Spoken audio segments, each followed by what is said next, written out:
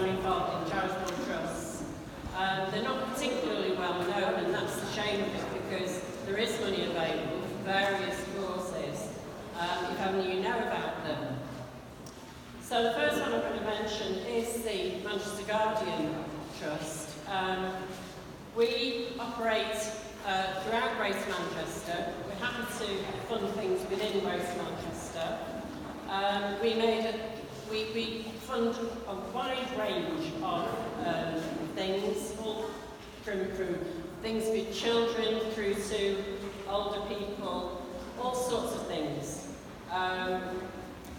Most of the grants from the Manchester Guardian Society are anything up to £3,500, which I know is not a huge amount, but to smaller charities, £3,500 makes a huge difference. I've got sheets showing you how to get in touch with these charitable trusts, how to download the paperwork and everything.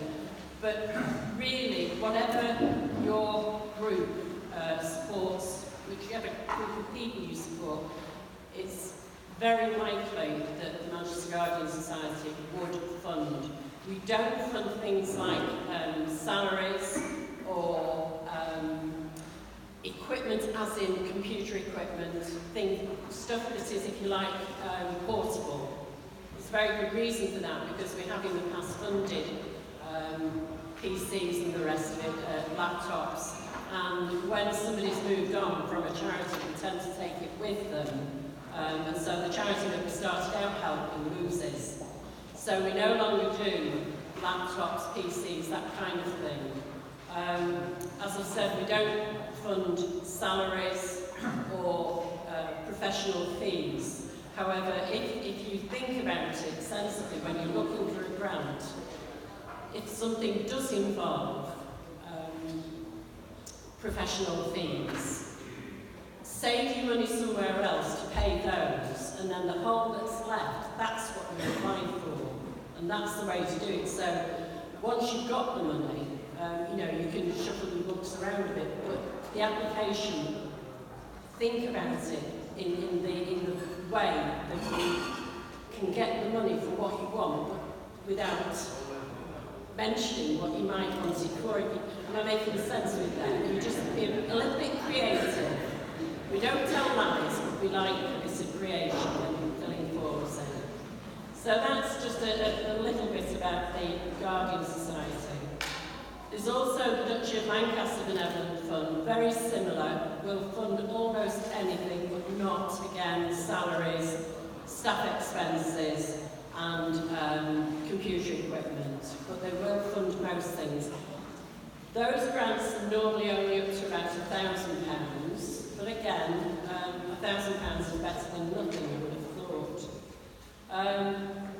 They're very happy to help things like organisations of young people such as Scouts, Cadets, youth clubs. They'll only make one grant within each 2-year period. And now that there is more and more call on charitable trusts, it's vital that you acknowledge that you've had the money and what you did with it. Because most charitable trusts now, if we don't get some sort of acknowledgement, we don't want a gushing thank you letter, but just the fact that you've received the money, this is what you've done with it. If you don't do that, you will not get more money from any charitable trust these days, because there's less money to go around to more people. So always bear in mind, you need to say, thanks, we got the cheque, and this is what we did. The third one that I wanted to quickly mention is the Greater Manchester High Sheriff Police Trust Fund. This one, we would normally give out anything up to £3,500. But because, as the name might suggest, it's dealing with the police and the High Sheriff's Trust, there are certain criteria that you have to meet, or one of them. You have to have at least one of these.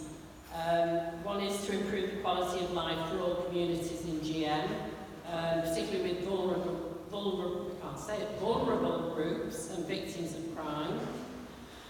You have to perhaps support wide-ranging initiatives that address the issues of crime reduction. You may have to support community and race-related initiatives.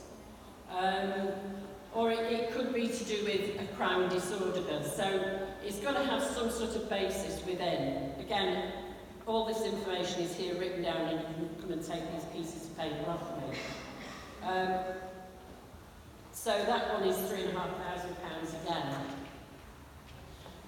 The other one I wanted to mention is not for groups, it's for individuals. But through your groups, you might know individuals who, because of a medical condition, not necessarily life-threatening, but a medical condition that costs them in some way or another. There is a charitable trust that's called, are you ready for this? Manchester Cotton Districts and Barnes Charities. Bit of a mouthful. The history goes back to the days of when Manchester was the centre of the world as far as cotton trade was in. Anyway. So, the cotton districts will give money to individuals who might benefit from a monthly sum of money to help them pay bills and what have you. Or they might send them on a holiday, convalescent holiday, or they might provide for some piece of equipment that relates to the person's illness. This fund, I have to tell you, is extremely wealthy, and we don't get anywhere near enough applications, and it's because we're not well known. We are trying to address that problem. But if you have any clients who have some sort of medical condition and they have a financial need, then cotton districts will be able to help you or help that person. So I've got leaflets from the cotton district, so if you want any of those, please come and ask. That's a whistle-stop tour of the 4 charities that I wanted to mention to you. The other thing I wanted to mention, and I'm sorry if some of you have heard of this before, because I'm always banging on about it, and that is the Queen's Award for Voluntary Service. Now, if you're from a voluntary group, not necessarily a charity, but a voluntary group, you may well qualify. And the Queen's Award for Voluntary Service is known throughout as the MBE for groups, as opposed to an MBE for a single person, because the Queen wanted to acknowledge that sometimes it's a group of people who do extraordinary work to help people within their community. So I'm always on the lookout for groups in Tameside who would merit and deserve a Queen's Award. There are various categories, there's about 14 categories of areas of expertise, sort of environment and regeneration, self-help support groups, education, arts, digital, health, all sorts of things, and you will fit into one of them. The eligibility for the Queen's Award is any group has to have at least 2 people. You have to have been operating for a minimum of 3 years. More than half of the people who are volunteers have to have the right to live in this country.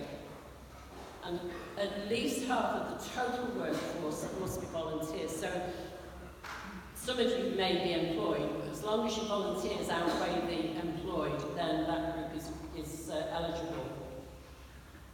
So again, I've got some, they're not really very much use these leaflets, but I do have the leaflets, and I would encourage any group who uses volunteers to go for the Queen's Award.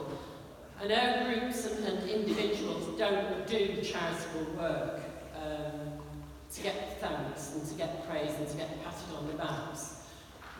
But as people who run voluntary organisations, wouldn't it be a nice way to say that you really, really do appreciate your volunteers and you're accepting that your group would not survive without volunteers? We all like to be thanked once in a while, and this is a major way of saying thank you to your volunteers. The other upside for the group is that if you have the Queen's Award and you're entitled to use the logo, which is shown here, on all your paperwork, You find that charitable funders are more ready to give money to groups that have a Queen's Water Voluntary Service, because they know that they've already been scrutinized and found to be a worthwhile group. So it does have a good side to it for the actual group, that you will find getting money is slightly easier. So that's really all I wanted to say. As I say, everything I've said to you, I've got in paper form that you can take away. If I could be of any help at all, I'm going to stick around for a little while. I'm not staying for the AGM, but I will be around for a while. So if I can help at all, please do come and have a word.